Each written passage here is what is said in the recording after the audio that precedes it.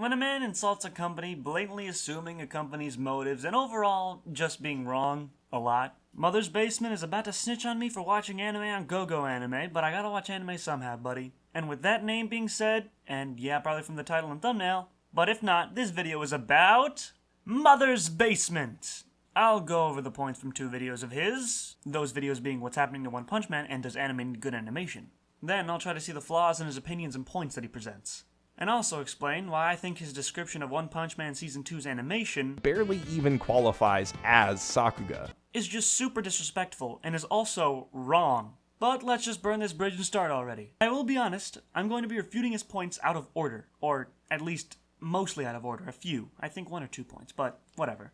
Once again, I'm covering what's happening at One Punch Man, and does anime need good animation. And before I start, if my voice sounds any different, or if it doesn't, depending on how fast I edit this, is because, well, in the duality of Daft Peanut, I decided to use my good microphone, the one that I'm using right now. And if it sounds a little different, it's because I got a new pop filter. I recorded maybe 1 or 2, 3 videos without my good microphone, using the microphone I used for videos like I Love Fox Goodman, read description, and Sugary, Spice, and Everything Nice. I used my headset microphone for those, and I just realized that if I really want to start putting in the effort into this, I'm gonna have to actually, use my good microphone, even if it is a pain to set up sometimes. And I don't care if, I just want to bust out a video, I should record good. Because even though I don't feel as if microphone quality should dictate how good your video is, it does matter for some people, seeing as the duality of Daft Peanut is my most popular video on my channel. I mean, it's pretty good, but I would argue that, I don't know, something else may deserve to take the spotlight. Most of my old videos aren't really that good, so whatever. And just, let's get back on track. I will start by explaining my philosophy on how trailers are made. Yeah, just stick with me. I will explain what a decoy and a non-decoy scene is. Decoy scenes and non-decoy scenes are specific types of scenes used in trailers. Decoy scenes are the one removed from their context and give a new context to portray something else. And a non-decoy scene is something that is intentionally left in to be wondered about what it does. An example of a non-decoy scene would be, let's say, the Iron Spider suit from the Infinity War trailer. It was left in to make you excited to see it in action, because it's a gift to the fans of the series, spawning tons of excitement, speculation, and obviously just happiness, because that's not meant to trick you. That's the Iron Spider suit. It's what the kids call hype. But an example of a decoy scene, spoilers for Endgame, is in one of the Endgame trailers. Play the clip. This is gonna work, Steve. I know it is. Because I don't know what I'm gonna do if it doesn't. The line that Captain America says, I know it is, because I don't know what I'm gonna do if it doesn't, that makes it seem like this is the end-all be-all. And now, of course, that isn't the end-all be-all, because if you watch the movie, that was before they killed Thanos, and there was still 2.5 hours of movie left. And, after they killed Thanos, there was a 5-year time skip. Then, time travel hijinks ensue. Which all the scenes in new scenery, like the Do You Trust Me scene in one of the trailers, takes place back in time. Because it's stripped from all of its context, making you think that it's, not back in time. Building a strong trailer is good, and decoy plus non-decoy scenes are a way of building a strong trailer. Because obviously you want to use the good dialogue, but not the super important scenes connected to them, hence creating a decoy scene. Another example of a non-decoy scene is in the new Star Wars trailer, leaving in Palpatine's laugh, and also that clash between Rey and Kylo. They're left to make you speculate and build suspense and excitement. There are ways to make a trailer, but you'll often see them implement decoy and non-decoy scenes. So now that I explained this to you, let's explain why his argument about trailers is stupid, and we will start here. The reaction from the internet was a loud and immediate sigh of disappointment.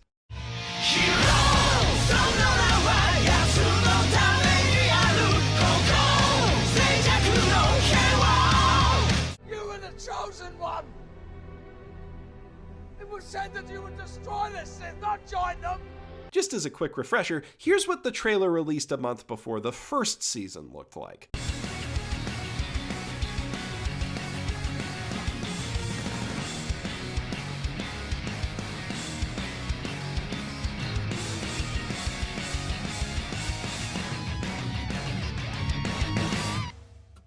I don't know where to start.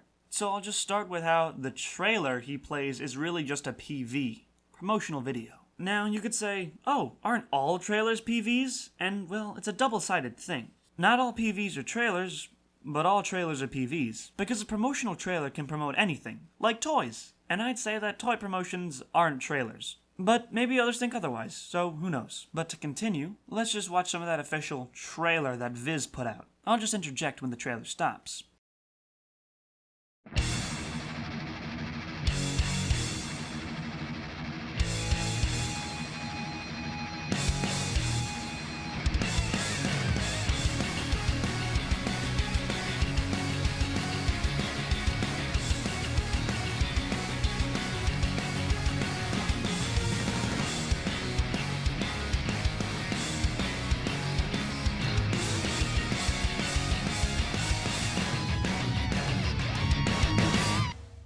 And with that 36 seconds, the trailer ends. But I wouldn't really call this a trailer. I'll just let this trailer continue in the background. Also, I don't know if you noticed, the entire 36 seconds was comprised of decoy scenes. Do you remember anything important from what I just showed you? Or did you just notice the super awesome animation that looks super cool and is really good and you should watch this show? Maybe because nothing of importance was said or shown. Characters who are truly not important to the plot, like your favorites! Vaccine Man, Mosquito Lady, Lion Dude, Genos and Saitama flipping, Carnage Kabuto, the dude whose brother made him into a giant, lots and lots of explosions. They're all decoy scenes because they don't frame any importance, and are just given new context in the trailer. And all their context is thrown out the window because other than, hey, look at how cool this is! You get what I'm saying? After this, the rest of the 1 minute and 30 is just a preview for all the characters. Like, that's it. Much like the One Punch Man 2 PV, which I'll also just play in the background. And also the Jojo character PVs, which I'll just play in the background as well, which are in a similar fashion to the others. But Mother's Basement, as he does multiple times throughout this video, is again showing you what he wants you to see, seeing as he doesn't link back to the trailer in the doobly-doo. But he does link to the Season 2 trailer so you can,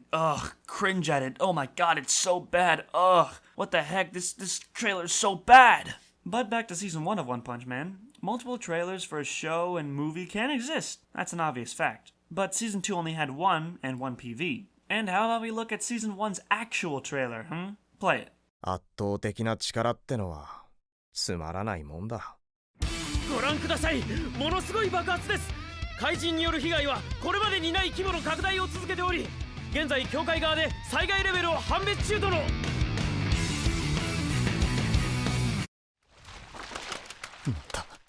ワンパンで終わっちまった。なりたかったヒーローになれたはずだった。だがどうしてだ。何かが違う。俺の名は天井弁償しろ。俺はなぜこんなにも心が満たされないんだ。ぜひ名前を教えてほしい。弟子にしていただきたい。焼却、お前を排除する。先生のように強くなる方法を教えてください。俺は暗殺から用心棒まで何でも請け負う最強の忍者、音速のソニック。不愉快、消えて。正義の自転車乗り、無面ライダー参上。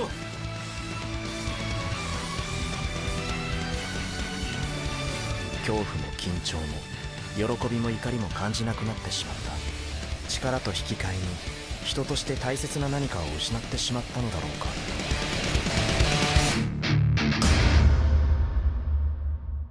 先生はどのようなパーツを使っているのですか？使ってねえよ。じゃあその頭部の肌色の装甲は？いやこれ肌だから。いやしかしそれでは先生が若くしてハゲているということに。ハゲてんだよ、なんなんだてめえは！ You see, unlike the other trailer, this one frames a narrative. And this trailer isn't just, look at how good our animation is. And side note, don't get me wrong, I love Season 1. But I'm just trying to explain that clearly that is not what a trailer is. Of course, good trailers can be framed around action, like John Wick, but action movies can also not have action-based trailers, like most of Endgame's trailers. It's really just about what you're trying to portray. But the One Punch Man Season 1 PV portrays nothing other than, yo, we got the good stuff. Back on topic, this trailer shows a narrative and sets up a tiny bit of the plot for you. So let's just play the Season 2 trailer as well. And apologies to playing so many long clips, but I'm just trying to make sure that I give you guys the full story here.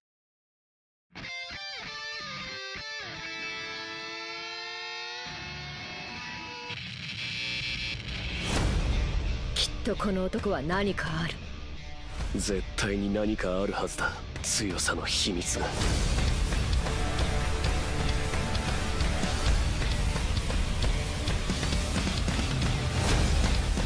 先生は誰とも組まない。だが強者を引き寄せる。なぜなら強いから。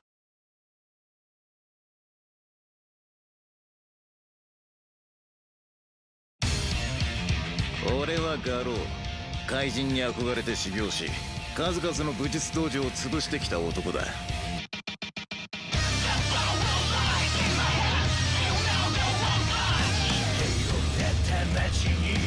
こいつは本当に人間なのか。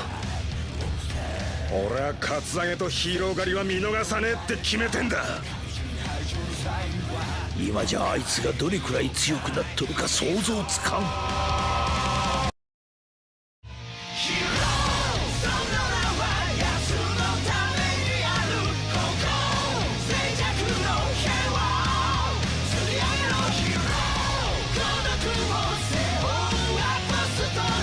どうせならもっと強いやつと遊びたかった。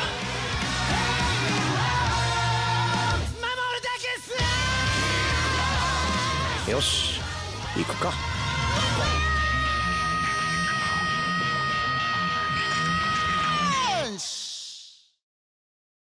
Much like the Season 1 trailer, it sets up a narrative. Instead of himself talking about his depression and his absolute power, it's now about others talking about his power. Then it switches over to a different perspective instead, to that of Garo and others thinking about how strong he is. It's basically a duality type thing, showing old and new characters, along with the midst of Genos' fight with that robot, and then a voice saying, I wish I could fight someone stronger, which later we find out in the show is Siryu. It's a great setup, it's fun, and it made me hype, that's for sure. But A few people have asked me to do a full analysis of this Season 2 trailer, but you've got eyes. You can see why it's bad for yourself. I mean, you guys have eyes, right? Gone entirely is the dynamic camera work that made the first series so exciting. Every shot is bland and static, framed with the intent of showing action with the least animation possible, as opposed to, for artistic effect. Like, seriously, you'd be stupid to think this is a decent trailer. Okay, but to be serious for a second, I'm not going to mention the episodes that have come out past this trailer, because this video was made when the trailer has been dropped. As he rants, which I won't show the entirety of because you can just watch the video for yourself, he's just complaining a lot. But I will just say this one thing. Out of this entire rant, he did not stop to think for a single second, that the only fight they showed was Genos versus G4. He is judging this entire season based off one fight in a fighting anime. You'd have to be so ignorant to do that. I know I'm getting overly mad, but it doesn't make sense. There are zero hints of optimism in his voice, and let's just play another clip of something that doesn't make sense. And to be fair, One Punch Man Season 1 did take its share of shortcuts too. I'm sure you could cut together a 2-minute trailer of less than stellar looking shots from that series, but why would you, especially if you're trying to sell it to people? The whole point of a trailer is to show off some of the best, most impressive parts of a work in order to entice people to watch it. And if this is the best One Punch Man Season 2 has to offer, frankly, I don't even want to see it at its worst. Oh my god, this man has no logical thought process. He's acting like a trailer is the best a series has to offer. Let's just read the definition of a trailer. An excerpt or series of excerpts from a movie or program used to advertise it in advance. It does not say anywhere that it has to show the best, most impressive parts of a work in order to entice people to watch it. Have you seen Endgame's trailers? There's zero action, and that's the best part of the movie. Duh! And I really just want to stress to you that the actual Season 1 trailer isn't all that great. Like, zero to no action in it. I really just want to show you this tiny little clip of Genos propelling himself off a wall. I don't want to judge this entire show based off its trailer, but that is easily one of the most unimpressive shots in all of One Punch Man. And in the words of Mother's Basement himself, if this is the best that One Punch Man Season 2 has to offer, frankly, I don't want to see it at its worst. But just replace Season 2 with 1, and we've literally got the exact same argument. And now for the one thing that, yes, it truly does, makes me the most upset. And I won't even say a word, just watch the clip. Until this week, there hasn't been that much controversy around One Punch Man staff changes. And even now, most people who were gonna watch the show are still gonna watch at least the first episode in spite of this trailer. And even with weebs up in arms about the animation downgrade on Twitter, Reddit, and YouTube, I genuinely don't know if general audiences will care. Dragon Ball Super had some super rough animation, especially when it first started, yet it was one of the most watched anime out there.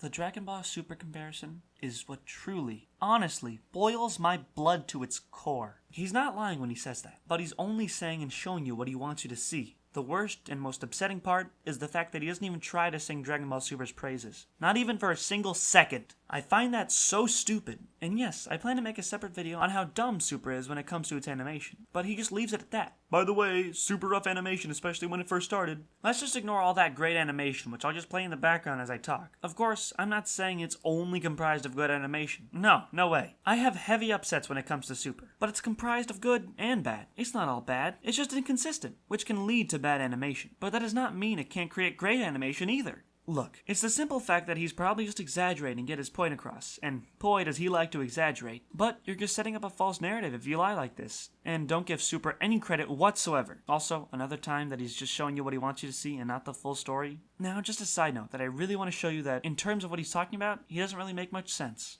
It's a lot simpler and easier to talk about, say, Jojo as a David Productions anime than it is to say it's an anime made by Naokatsu Suda, Kenichi Suzuki, Yuta Takamura, Yoshikazu Iwanami. I could keep going for a while here, that's kind of the point. Now, of course, in this he lists off the people who helped create JoJo's Bizarre Adventure, but why? It may be an example that hits hard to JoJo fans, but why? Yoshikazu Iwanami may be a sound director, but he says that, oh, they'll just look at the ratings and pat themselves on the back. And I don't know if you know this, but all parts of JoJo have had outsourced animation at one point in time, making the show look bad, uninspired, and like they just looked at the ratings and pat themselves on the back. All of JoJo's Part 4 had to be redone in the Blu-rays, making it actually look presentable. And that is partly because of the staff. Why, in a video where you're trying to make the staff more known, talk about the staff of an anime, that which I hold dearly to my heart, which has made horrible business decisions in the past in relation to the anime it's made? Like, you can disregard this entire argument if I'm being stupid, and I don't know the inner workings of the animation industry, but from a production standpoint, JoJo's was god-awful. I know it's a tiny point, but it still makes no sense in the direction he's pushing to mention it. And that's all for this mess of a video. But now, let's get on to the fun one! The one where the first 4 episodes of Season 2 had aired. And for this one, he just uses a bad shot of the intro from One Punch Man Season 2 to exaggerate how bad it is with a title like, Does Anime Need Good Animation? To really give you a slap in the face if you like it. And of course, I will use only information from the first 4 episodes that came out, and not use newer clips. It starts off with an explanation on the word anime, and it's pretty lackluster. I mean, he's just explaining stuff. But then, he says this. What got me thinking about this is the new season of One Punch Man, which, as many of us predicted when the last trailer dropped, isn't great. I've already made a video talking about the behind-the-scenes issues plaguing this new season, so you can watch that if you want the full story, but the drop in quality resulting from those changes has been precipitous. Most of the character animation is either overly stiff or unnaturally slippery, as though the animations with higher frame counts weren't timed correctly.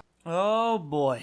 Okay. Yeah, let's just watch the clip in episode 3, which is about a minute long because it's separated by plot, because plot had to happen in between it. But watch. Tank Top Master vs. Garo is super amazing, and One Punch Man quality Season 1 without a doubt. I'll play the second part of the fight as I'm talking. By the way, as you're watching this, throughout the entire video of his, he doesn't play that scene once. But he just says the animation is too choppy and looks too slippery, which I don't understand. It looks perfectly fine to me, but whatever. The only time he does show the fight is a still frame of Tank Top Master's arms being crossed, and also just a tiny snippet of a dark aura consuming Garo and Tank Top Master is being scared. But he has the audacity to say, Those directing shortcuts are sadly felt the hardest in the choppy, incoherent action scenes, which rely way too heavily on fast cuts and close-ups over actually good animation. One Punch Man was once the standard bearer for great fight sakuga in anime. As you can see, once again, he shows you what he wants you to see, but can easily scrunch up tons of scenes of characters just talking. And of course, there's a lot of that, but clearly he can barely even be unbiased, even if he said he liked his experience watching it. And I just want to preface this really quickly by playing this clip. And to be clear, in spite of my many criticisms of this season and the business decisions behind it, I'm happy that people are happy with it. The point of this video is not to grumpily say, hey, you normies, stop ruining art by liking things that aren't up to my arbitrary standards. Plenty of other YouTubers have that angle covered. I'm glad he can admit that people can enjoy whatever they want and like what they want to like, but that truly does not change the fact that in his review, he isn't being unbiased at all. The point of this video is almost, hey, you normies, stop enjoying the things you want to like, blah blah blah blah blah blah. Just because he's calling it out doesn't make it any better than he wants it to be. Yeah, he praises the composite shots and the CGI bugs, but then immediately after he says, but most of it is bad. You can be purely negative or purely positive, or be unbiased.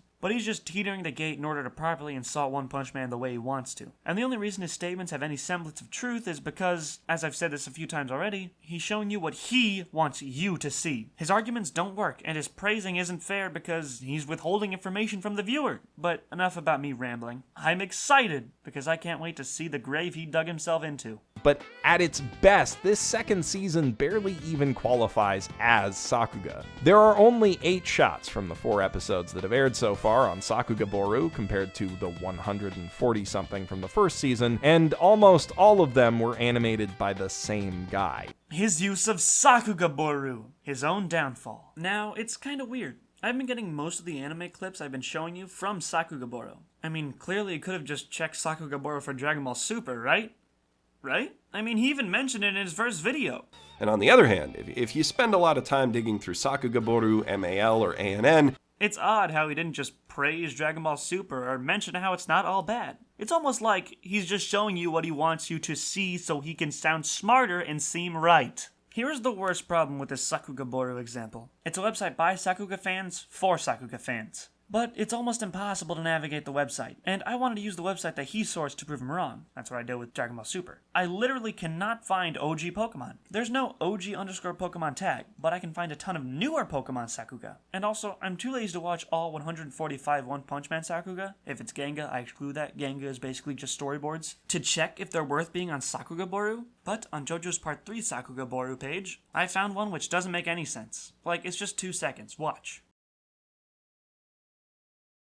This is on Sakugabooru. It has no right to be. I mean, seriously, like, you want to talk about Choppy, Mother's Basement? Talk about this! It even has a stock stabbing animation. Which, quick explanation, there are like 3 stand rushes for each stand, and they use it varied based on the scene. Like, they've already used that one! And don't forget how they cut out Abdal attacking High Priestess, but they left in Jojo and Kakyoin doing it. Unless they didn't cut it. But who knows? This website is impossible to navigate, so maybe I just missed it. Also, they cut this animation, which is pretty good Sakuga. Like, he used an unreliable source. Then he only used it once because it contradicts his other points. And don't get me started how dumb all the Sakugas put onto this website. You think these would be uploaded in order of how they came out, but no! They're uploaded in order of, hey, who wants to upload onto this unorganized, messy website? Hey guys, I'm just cutting in real quick. I didn't have time to record this on my good microphone, I'm sorry. But I just want to say, in the midst of all this Sakugabooru stuff, it's an open forum, right? And to help prove my point further, I actually went through episodes 3 and 4 and uploaded 3 more Sakuga posts, and weirdly, they got denied originally, but then, like, I talked to a mod, and he was like, oh, they look fine, let me just, like, fix them for you, and the weird thing about it is that it's, like, this whole thing, like, another mod could be like, this doesn't look deserving to be on the website, but, like, a clip like the one I showed you where Polnareff attacks with Silver Chariot, which is not good Sakuga, someone else could approve that. It's just a whole thing, you know? It's an open forum, and there's many different mods with many different tastes in Sakuga, I believe. Which is why I think his use of Sakugabooru is not good, because it's a subjective opinion, if you catch my drift, you know? So, like, animation which could look bad to someone else could look great to someone else, and I think him trying to use it to prove his point is really weird, because people are still uploading Sakuga every day from different shows and older shows, and people could be missing Sakuga. It's like a double-edged sword, basically, which is what I was getting at, like, in a sense that it's a great website for, like, using poses and animation and, like, seeing how things move and congregate all together, but it's not good when you're trying to use it to prove a point on how good a show's animation is. It doesn't really make sense, if you understand what I'm saying. And I'm sorry to cut in like this, totally disrupting everything, and I just really wanted to say this point because I think his use of Sakugabooru was not that good of an example, and also I'm going to be cutting in a little bit later, so I'm sorry for that, but, you know, keep watching, enjoy.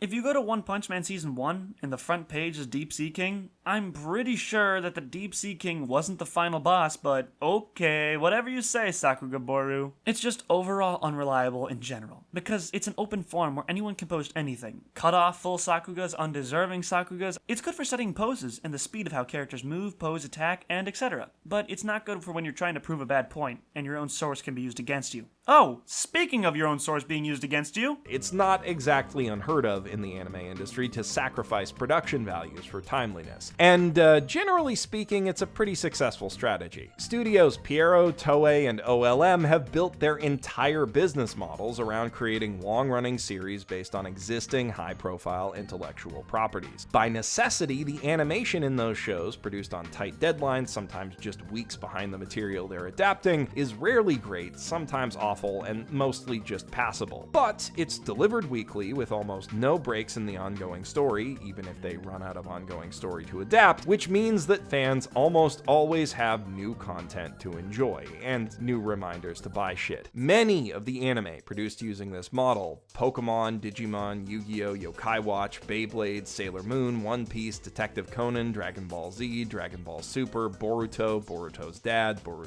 Shippuden, Bleach, Fairy Tail, Black Clover, Gintama, Pretty Cure, the last 2 seasons of Jojo, are so ubiquitous in the conversation around anime that I'm willing to bet you recognized every single franchise on that list instantaneously, even if you haven't seen it. I told you I'd be interjecting again. Sorry everyone, I just really need to get this point across. Something struck me wrong about all the anime he listed, and one day, me and my friend were on a call, and I was doing research for the video. And what me and my friend noticed is that he has a My Anime list. He hasn't updated it in about 5 to 6 months, but seeing as the anime he listed came out after he stopped updating his My Anime list, except Jojo Part 5, I think. Do not quote me on that, because I don't remember the date it came out. Out of the anime he listed, he hasn't watched Pokemon, Yokai, Beyblade, Sailor Moon, Dragon Ball Z, and Super, Boruto, Naruto, Bleach, Fairy Tail, Black Clover, Gintama, Pretty Cure, and Jojo Part 5. Yeah, kinda weird. Of course, he can still list them, because they're made under the principle of a long-running series that puts out episodes every week, for a long time. He could have just not updated his My Anime list with all the anime he's watched, but that is a lot of anime not to list, but he has made videos on those anime in the past, so it doesn't really make sense. Of course, he can still list them. He's allowed to. I mean, yeah, they're made under the 1-week rule for a long-running series. But the problem with that is, how can you truly judge a show without even having seen it all the way through?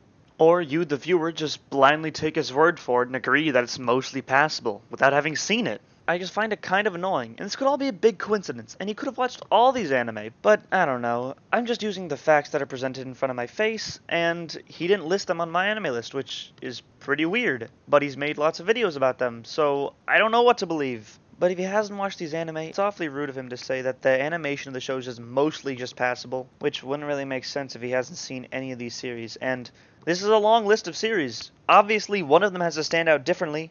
Or most of them, at least. But whatever, I'll just let myself continue speaking now.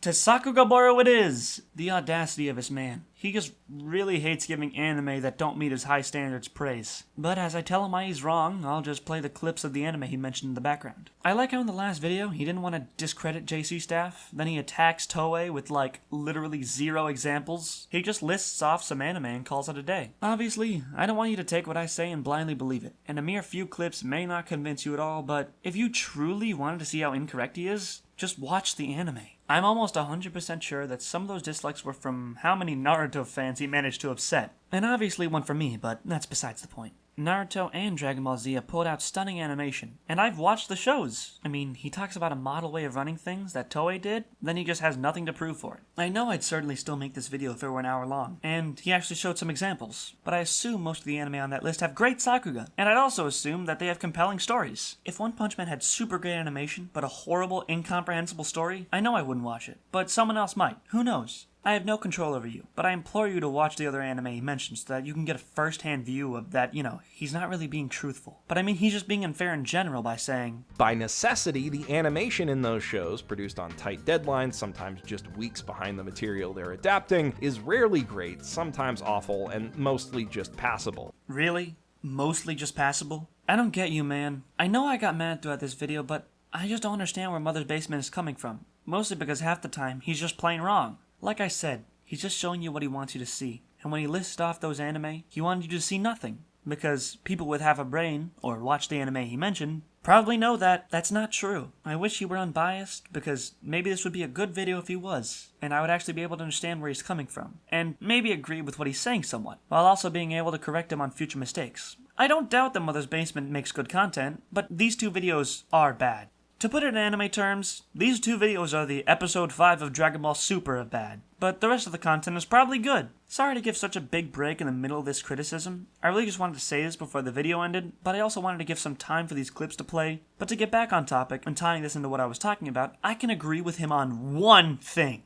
The sound design is subpar. There are scenes where it feels appropriate, but there's this scene where Garo knocks off the tank top trainees' hats off.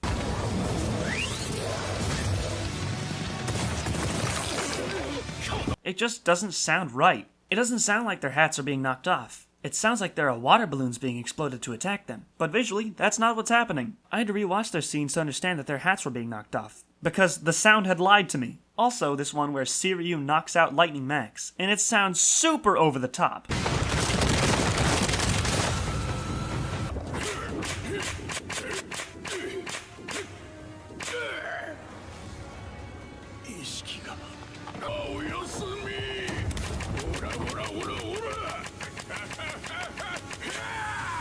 I myself am a bit of a sound design artist. I edit Bobby Dubs' dubs and I also do the sounds. And they're way over the top than they should be. I mean, parts 1 and 2 of JoJo's Bizarre Adventure aren't the greatest. But the Hamon sound is pure perfection. His sounds aren't the best for One Punch Man, and I can actually agree with Mother's Basement on something. Finally, it took 1.5 videos, but I finally agreed. I don't really have many other gripes with the video. I may make a part 2, or add on to this after proof checking it. Most of the other video is just talking about animation as an industry and how it's created and explanations about it, but it's not all important to the grand scheme of things. You can watch it for yourself, so maybe that you can point out some things to me in the comments. It'd really help me out. And maybe I can fix my own mistakes and make a part 2. But I hope Mother's Basement can also realize some of the mistakes he's made as well. But to end it off, I love One Punch Man Season 2. It's great. I feel that it's in good care with JC's staff, and I'm really loving this plot. With only 2 episodes left, or I really hope I can get this edited within a week, and I don't even know if this is a 12-episode anime, I'm just guessing. But I'm excited for where it has left to go. And thank you, I'm gonna end this video now. See ya, bada boom, shang dao, ziggity doo.